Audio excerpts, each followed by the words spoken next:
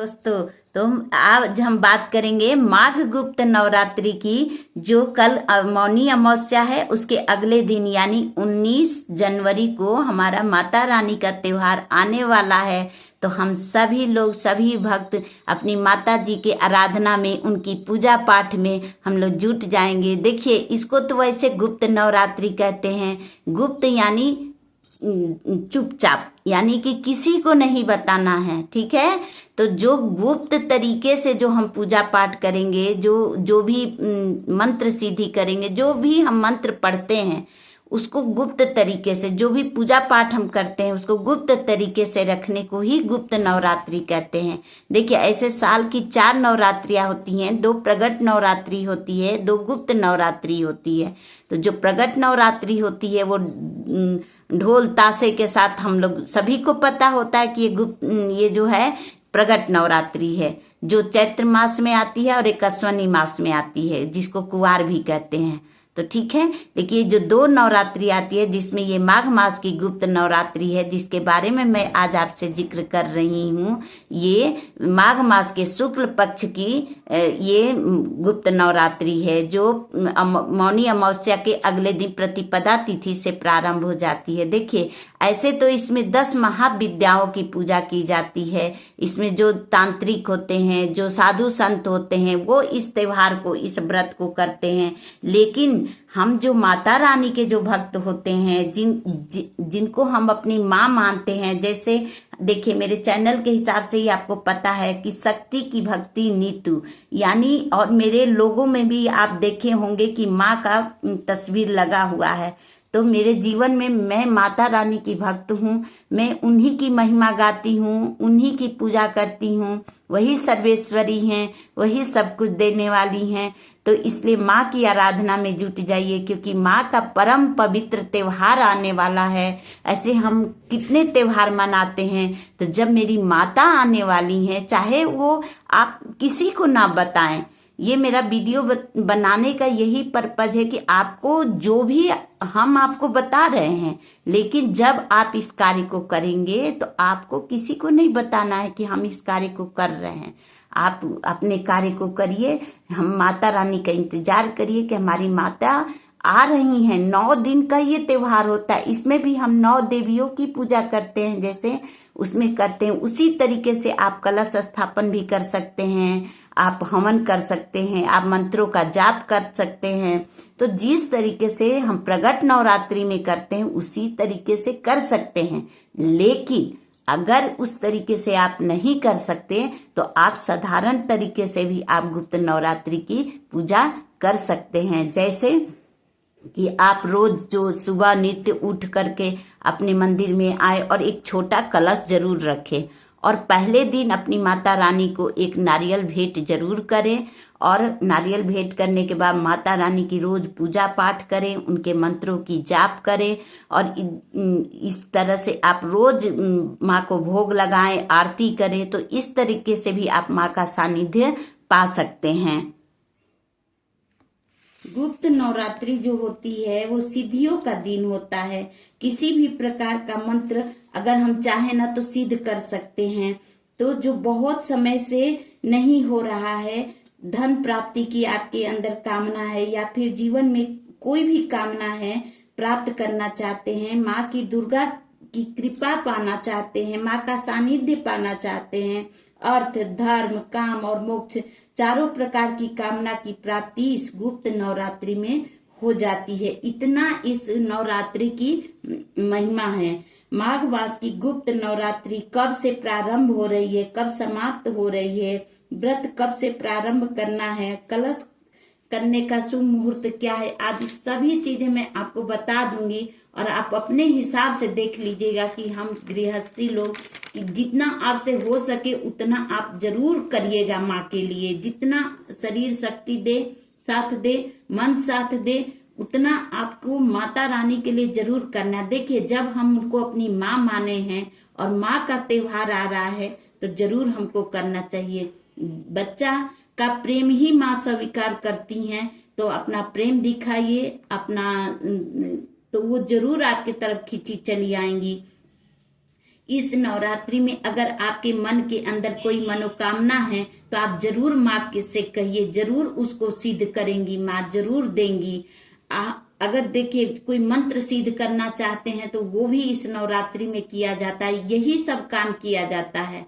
ठीक है, इस गुप्त नवरात्रि में मंत्र साधना कीजिए, उनकी पूजा करिए, पाठ करिए। मैं आगे और भी वीडियो डालूंगी जिसमें मैं आपको पढ़ के चीजें बताऊंगी, 32 नाम उनके, 108 नाम, इस तरह का मैं पढ़ के एक एक करके वीडियो डालूंगी आपके लिए।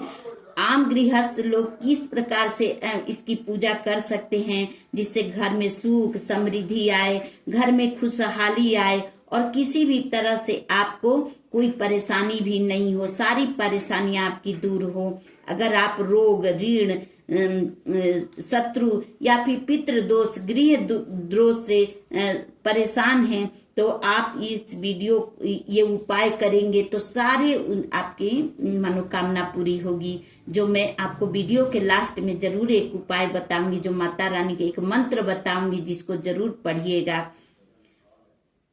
तो माघ मास की जो गुप्त नवरात्रि तिथि पर प्रारंभ हो रही है वो शुक्ल पक्ष के प्रतिपदा तिथि से यानी 19 जनवरी 2026 से 1:21 पर शुरू हो रही है और तिथि की समाप्ति हो रही है 20 जनवरी सुबह 2:14 पर, यानी उदया तिथि को मद्देनजर रखते हुए हम लोग 19 जनवरी दिन सोमवार माँ शैलपुत्री की पूजा करेंगे। तो देखिए पहले दिन जो होता है वो माँ शैलपुत्री का, दूसरे दिन ब्रह्मचारिणी का, 21 तारीख को हम लोग माँ चंद्रघंटा, 22 को माँ कुष्मांडा और 23 तारीख को पंचमी तिथि यानी उस दिन सरस्वती पूजा भी मनाया जाएगा और हम लोग स्कंद माता की पूजा करेंगे। 24 तारीख को माँ कात्यायनी की पूजा करेंगे। 25 तारीख को कालरात्रि की पूजा करेंगे। 26 तारीख को माँ गौरी की पूजा करेंगे क्योंकि उसी दिन 26 तारीख को ही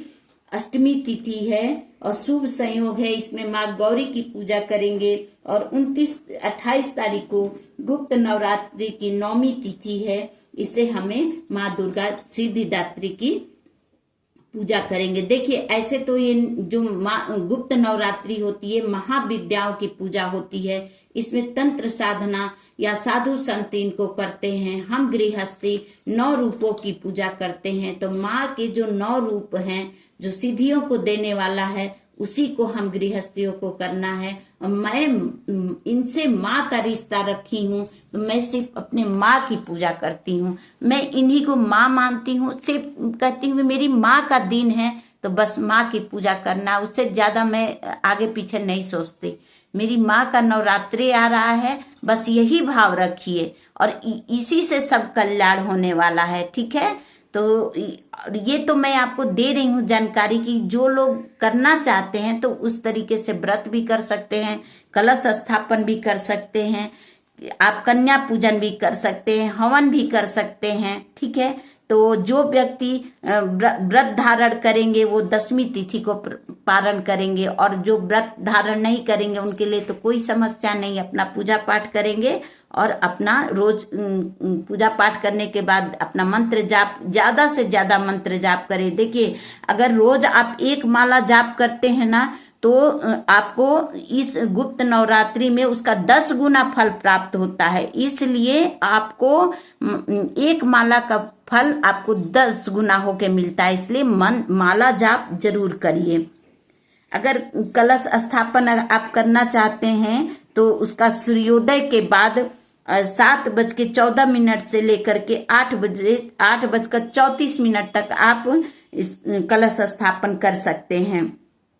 और उसके बाद देखिए राहु काल शुरू हो जाएगा और अभिजीत मुहूर्त जो है 12:11 से लेके दोपहर 12:53 तक रहेगा। और अगर आप कलश स्थापन नहीं करते हैं तब तो कोई बात ही नहीं है, सुबह शाम की पूजा करिए, आरती करिए, भोग लगाइए, मंत्रों का जाप करिए। और अगर आप जवारे बोना चाहते हैं, जिस नियम विधि से करना चाहते हैं तो आप जवारे भी बो सकते हैं। और इस तरह से आप पूरे नवरात्रि करिए, प्रतिदिन पहले दिन से लेकर के लास्ट दिन तक पूजा पाठ करना है आप इस तरह से। और देखिए आप मंत्रों का जाप जरूर करिए, आप जैसे लास्ट जैसे एक दिन देखिए क्या करना है, पान के पत्ते पे मैं एक आपको उपाय बता रही हूँ। पान के पत्ते पे एक बतासा, 2 लौंग और 2 इलायची रख करके माँ को भेंट करना है। और जो मंत्र पढ़ना है, ओम देहि सौभाग्यमारोग्यम देहि मे परमं सुखम रूपम देहि जयम देहि यशो देहि दिशो जयी। ऐसे करके माता रानी का ये मंत्र पढ़ना है। इससे माता होती हैं बहुत प्रसन्न। काम, अर्थ, धर्म, मोक्ष को देने वाली ये मेरी माता रानी का दुर्गा चालीसा जरूर पढ़िए, विंध्याचली चालीसा पढ़िए और दुर्गा सप्तशती सिद्ध कुंजिका कवच का पाठ जरूर इस गुप्त नवरात्रि में आप पढ़िए। दुर्गा माँ को लाल पुष्प भेंट करिए, माँ को लाल चुनरी भेंट करिए, इसी में माँ प्रसन्न हो जाएंगी। माँ को कुछ हमसे ज्यादा नहीं चाहिए, ठीक है। तो माता रानी को आप जो भेंट कर सकते हैं, देखिए आप एक नियम ले लीजिए इस नवरात्रि में कि हमको माँ दुर्गा की पूजा करनी है, हम अपनी माँ माने हैं, माँ की तरह उनकी पूजा करनी है। तो ये रहा मेरा कुछ दिल की बात, कुछ नियम, कुछ जो मैंने आपको बताए। तो अगर वीडियो आपको अच्छी लगी हो, थोड़ी सी यूजफुल लगी हो, तो please like, share and subscribe my channel. और मेरे कमेंट बॉक्स में जय माता दी जरूर लिखिएगा कि आपको ये वीडियो कैसी लगी। तो थैंक यू, धन्यवाद।